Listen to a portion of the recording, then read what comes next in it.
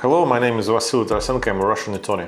The law on the legal status of foreign nationals in the Russian Federation is being amended to, among other things, introduce a new concept, expulsion regime. This law was signed in the summer 2024 and comes into effect beginning from February the 2nd, 2025.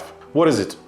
This is a regime that will apply to foreigners who are in Russia illegally, for example, if their visa or residence permit has expired, or they were denied refugee status or asylum.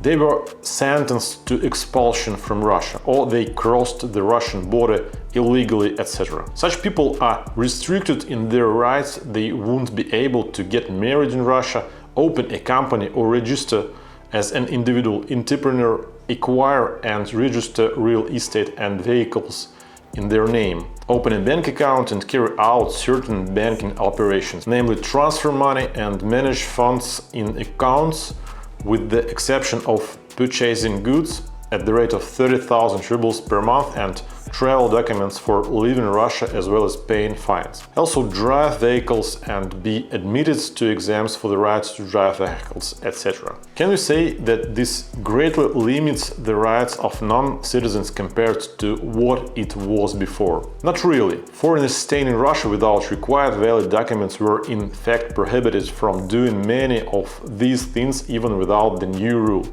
The registry office refused to perform marriage if one of the future spouses was staying in the country illegally. Banks didn't open accounts for such individuals, and property transactions were also practically impossible in this case. However, at that time there was no specific law that would clearly state this. Authorities were faced with an ambiguous situation. On the one hand, there is no direct prohibition to provide the service, but on the other hand, the person doesn't even have the rights to be here. In the end, such foreigners were still mostly refused, and now this refusal will be based on the new law. But this law introduces some innovations, namely limiting the amount that can be spent, although how this will be implemented is not entirely clear.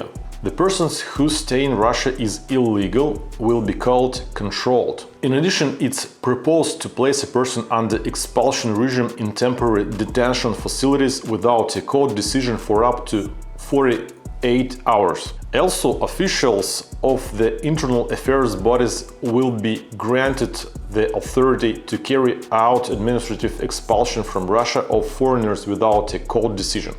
Before this law, only judges could do so. The police, for their part, will have the right to enter the premises where such a foreign national is located, including by overcoming resistance. But in fact, this is nothing new, it's just that now the law specifically states this. Border officers will assess the risk of a possible violation of the state border regime or creating a threat to state security by a foreigner entering Russia. In other words, such foreigners will be denied entry, although this is effectually carried out even now. What else? Currently, foreigner nationals from visa-free countries have the rights to stay in Russia 90 days each 180 days. While the new law increases this period to 1 year, that is, such foreigners will be able to stay 3 months, not within half a year, but within a year.